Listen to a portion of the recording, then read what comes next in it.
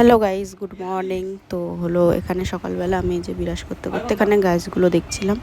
তো যাই হোক, এখানে সেই স্ট্রবেরি গাছটাতে জানো তো বলছিলাম তোমাদের ফুল এসে, তো ফুলটা পড়ে গেছে, হয়তো গাছটা মানে স্ট্রবেরি গাছের স্ট্রবেরিটা হবে না, তাই আমার মনটা একটু খারাপ হয়ে গেল। তো এই যে ওখানে আর গোলাপ গাছটা যেত না, প্রচুর গোলাপ হয়ে যেত, তোমাদের আমি কোনো সময় দেখাবো খুনি যে কত গোলাপ ফুল হয়েছে গাছটাতে, অনেক গোলাপ হয়েছে। তাই যাই হোক, এটা আমাদের পাশে বাড়ি একটা জেঠি, তো ওই জেঠিটার সাথে খুব আড্ডা মারছিলাম। আমি এখানে ড্রাগন ফল কেটেছি, তাই ওইটা নিয়ে বলছে, ওই দেখো জেঠি বলছে আমি জানি না এটা কি। তো যাই হোক, এই জেঠিটার সাথে মানে যতই আড্ডা মারো কিছু মনে করে না, সব কিছু হেসে উড়িয়ে দেয়। তো যাই হোক, জেঠিকে খাইয়েছিলাম, জেঠির খেয়ে খুব ভালো লেগেছে। তো তারপরে এই যে মাকে নিয়ে যাওয়ার ছিল ডাক্তারখানায়, তো এখানে এই যে আমি রেডি হয়ে গেছি, এসে এই যে গেটের কাছে আসছি টোটোর জন্য। আর আমি জেঠুকে ফোন করিনি, কারণ এখন 3:30-4 বাজে, জেঠু এই টাইমেই বাড়ি যায়।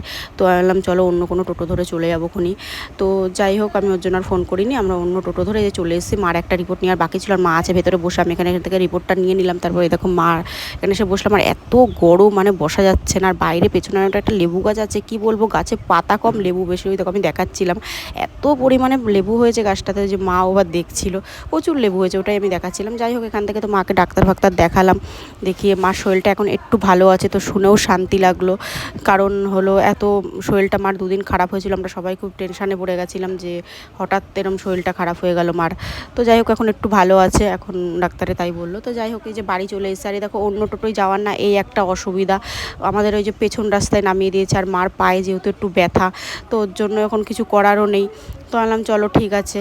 তো যাই হোক, বাড়ি এসে তারপরে সন্ধে টন্ধে দিয়ে চা খেয়ে মার হলো আবার নতুন কিছু ওষুধ লিখে দিয়েছিল, ওগুলো নেওয়ার জন্য এসছি। আর হেঁটে আসিনি, জেঠু টোটোতেই এসছি। আর এই জায়গায় মা আবার বললো চলো একটু তরমুজ নেবো, তো এখান থেকে তরমুজ নিল মা, আর একটু কলা নিচ্ছিল।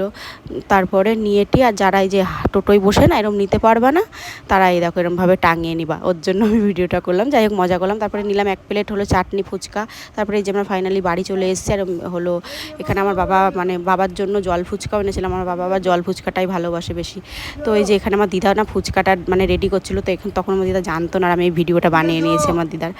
তো যাই হোক, হলো বানিয়ে এই যে আমার দিদার ফুচকাটা খুব ভালো লেগেছে, এটাই বলছিল। ভিডিওটা কেমন লাগলো বলো, যদি ভালো লাগে